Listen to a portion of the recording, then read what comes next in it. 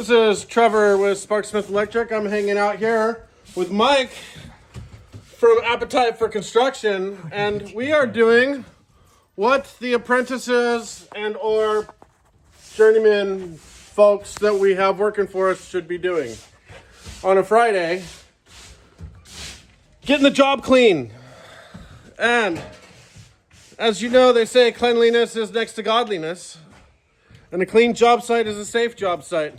And who wants to walk into a job site on Monday morning to a god-awful mess that now, after spending a week of relaxing, you have to clean up just because you were a little bit negligent on Friday and we're standing around and not jumping to it?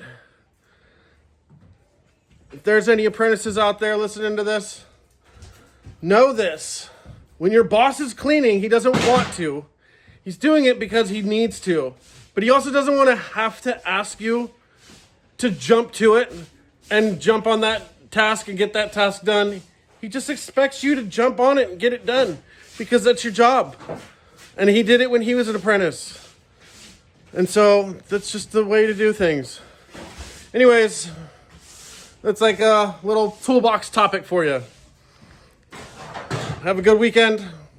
Don't drink and drive.